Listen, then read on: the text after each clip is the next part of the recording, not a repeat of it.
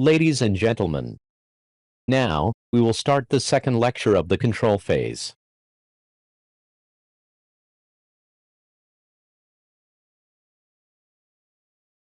During the lecture, the following topic will be covered: control charts for continuous data. Two charts are used for each set of continuous data. The first chart shows the actual data points, or averages. The second chart shows the ranges, or standard deviations. The data, either it is I or X bar chart, shows changes in the average value of the process. It is a visualization of the longer-term variation. The range, MR or R chart, reflects short-term variation. The R charts used with X bar charts depict the ranges within subgroups of data. The key question: is the variation within subgroups consistent? Range charts must be in control before we can build or use the I or X bar charts.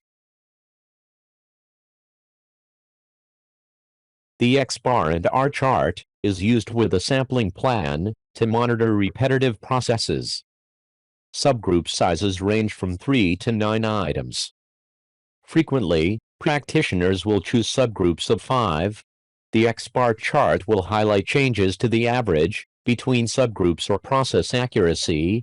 The R chart will detect changes to within subgroup dispersion, process precision. Now we will see how construct X bar and R control chart. The table illustrates the measured pressure during 9 days for 5 stations. Construct control charts for the data. The X bar, mean, and R, range, control chart is used with variables data when subgroup or sample size is between 2 and 9. Step 1. Calculate and enter the average for each subgroup.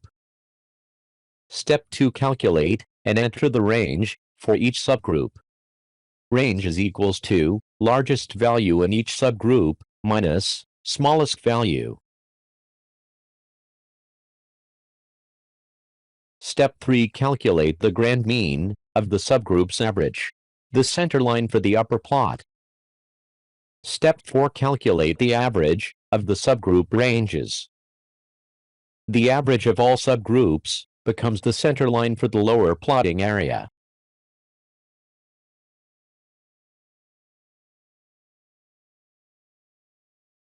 Step 5. Calculate the upper control limit, UCL, and lower control limit, LCL, for the averages of the subgroups. Control limits tells whether a process is in statistical control. To find the X bar control limits, use the formula A2R constant, whose value is based on the subgroup size, N. UCL for the average is equal to 16.43, and LCL for the average is equal to 14.36. Step 6. Calculate the upper control limit for the ranges. When the subgroup, or sample size, N, is less than 7, there is no lower control limit. UCL for the range is equal to 3.8. Step 7. Select scale and plot the averages and the ranges. Zones to interpret control charts. Zone C is defined as the area between the center line and one standard deviation from the center line on both sides of center line. Zone B is defined as the area between the one standard deviation and two standard deviation from the center line on both sides of center line. Zone A is defined as the area between the two standard deviation and 3 standard deviation from the center line on both sides of center line.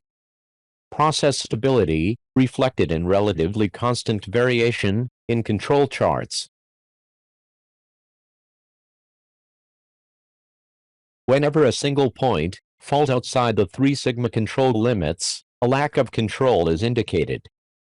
Since the probability of this happening is rather small, it is very likely not due to chance.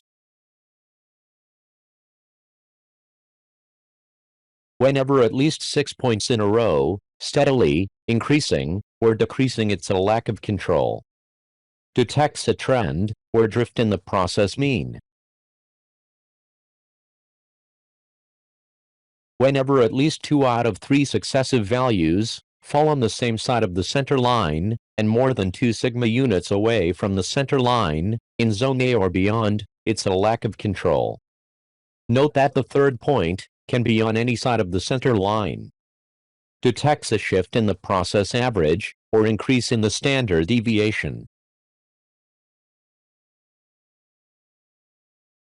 Whenever at least 4 out of 5 successive values fall on the same side of the center line and more than 1 sigma away from the center line in zone A or B or beyond, it is a lack of control. Note that the fifth point can be on either side of the center line. Detects a shift in the process mean. Whenever at least 8 successive values fall on the same side of the center line, a lack of control is indicated. Detects a shift in the process mean. 15 points in a row in zone C, above and below the center line. Detects stratification of subgroups, appears when observations in a subgroup come from sources with different means. 8 points in a row on both sides of the center line, with none in zone C. Detects stratification of subgroups when the observations in one subgroup come from a single source, but subgroups come from different sources with different means.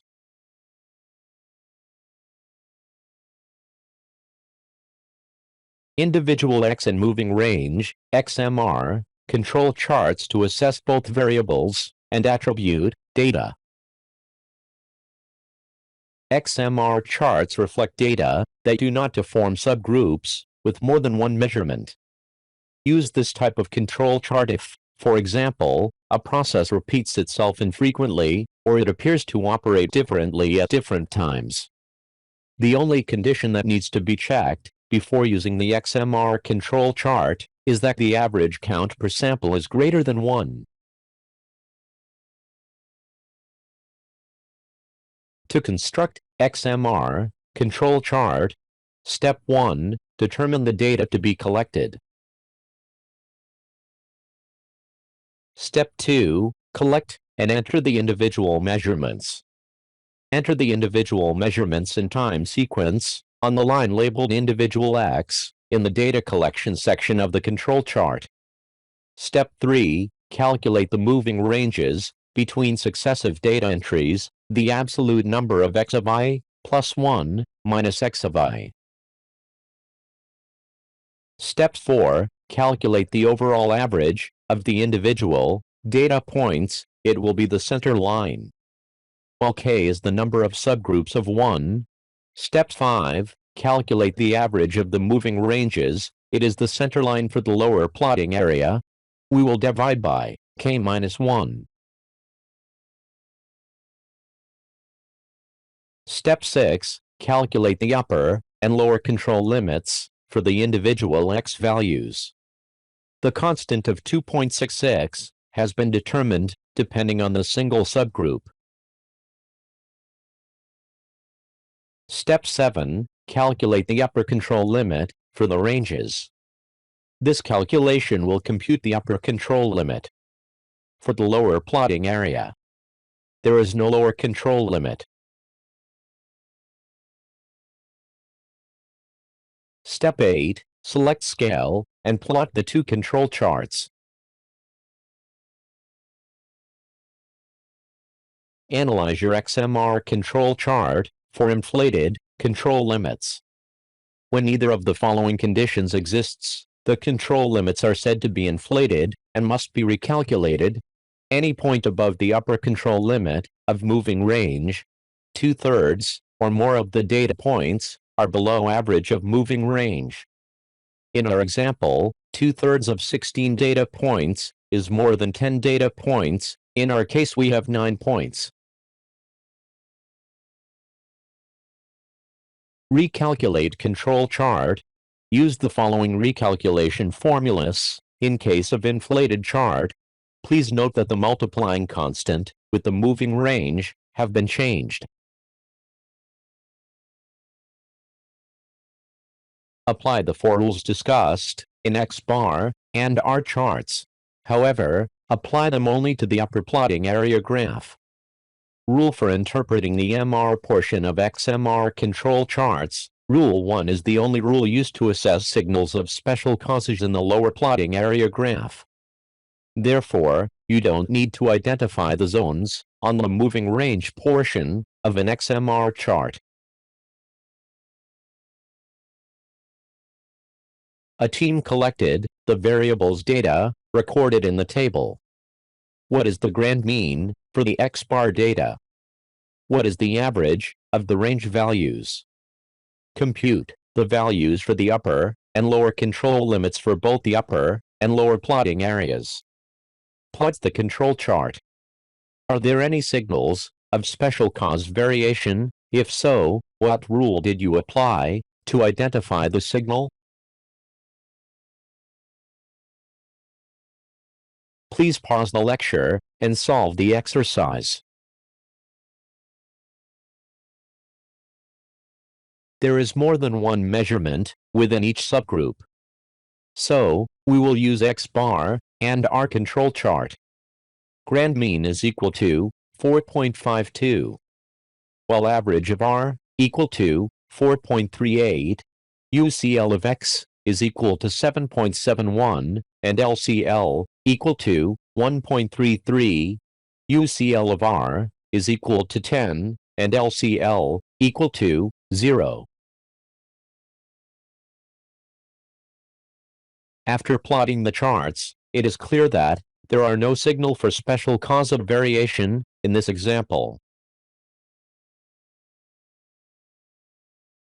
Please perform the activity and send your outputs by email for assessment. Thank you, and see you in the last lecture of the control phase module.